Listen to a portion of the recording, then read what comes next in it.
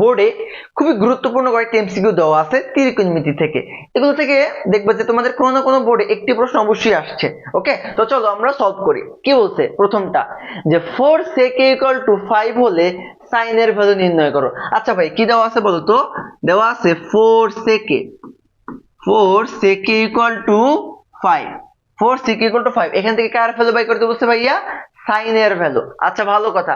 এখন আমি এটা কিভাবে করতে পারি দেখো, তুমি যদি এক কাজ করো, sec এর ভ্যালুটা বাই করো, sec a তুমি কি পাবো তো? 5/4, তাই তো? ওকে, ভালো কথা। তাহলে এটাকে উল্টে তুমি কি পাবো তো? 1/sec a, 1/sec = কি বাবা? 4/5, বা 1/sec মানে কি ভাইয়া বলো তো? cos a। তো cos a সমান কি বলো তো? 4/5। ওকে, এই বন্ধু ঠিক আছে। এবার এক কাজ করো, ওই পাশে বর্গ করে দাও, ওই পাশে কি করে দাও? বর্গ করে দাও। তাহলে তুমি সমান কি পাবা বলো? cos square a, cos square a সমান এখান থেকে থাকবে 4 স্কয়ার করলে হয় 16, 5 স্কয়ার করলে কত হয়? 25। প্রশ্ন হচ্ছে আমি cos স্কয়ার কেন নিলাম?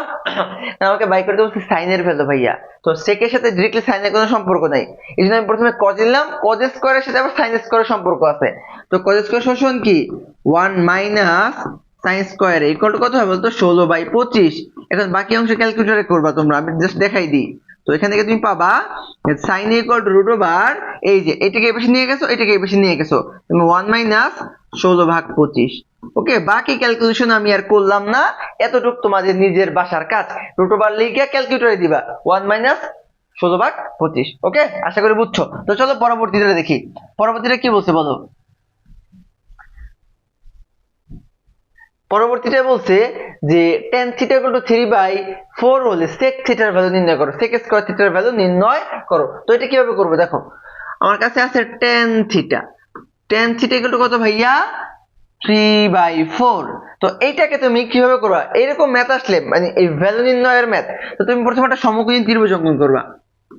অঙ্কন করলা, এবার এটাকে তুমি থিটা ধরবা, এটাকে তুমি কি ধরবা? থিটা। আচ্ছা, তো tan থিটার সূত্র কি? tan থিটার সূত্র হচ্ছে লম্ব বাই ভূমি। তাহলে সাপেক্ষে এটা হচ্ছে আমার লম্ব, এটা হচ্ছে আমার ভূমি। একটা 3-4 হলে অন্যটা অবশ্যই কত হবে? যদি তোমার যদি লম্ব আর ভূমি যদি 3-4 হয়, অতিভুজ অবশ্যই কত হবে? 5 হবে। তো বাই করতে বলছে আমাকে sec স্কয়ার থিটা। আচ্ছা বলো তো ভাইয়া, এইটার সাপেক্ষে sec এর সূত্র কি? অতিভুজ বাই ভূমি, অতিভুজ বাই ভূমি। তো অতিভুজ কত আছে তোমার? 5, আর ভূমি কত আছে ভাইয়া? 4। তো 5/4 এর স্কয়ার, দ্যাট মিন্স 25/16। দেখো তো কোথাও আছে কিনা 25/16? এই যে গ নম্বরে, এই যে গ নম্বরে। আশা করি বুঝতে পারছো, আশা করি বুঝতে পেরেছো। ওকে, চলো নেক্সট এমসিকিউটা দেখি। কি বলছে? বলছে যে sec square 39 degree minus tan square 39 degree equal to কত? বলতো এটার অ্যান্সার কত? কেউ পারবা? আমরা একটা সূত্র শিখছি না বলতো, যে sec square theta minus tan square theta equal to 1। এখানে থিটা মানে কি? থিটা মানে অ্যাঙ্গেল। খেয়াল করো ভাই, তুমি যদি এই 39 ডিগ্রিটাকে তুমি থিটা ধরো, তাহলে sec square theta minus tan square theta, তাহলে অ্যান্সার কত হবে? 1 হবে। দেখছো, ডাইরেক্টলি কিন্তু সূত্র থেকেও আমার প্রশ্ন দেয়, বুঝতে হবে এটা।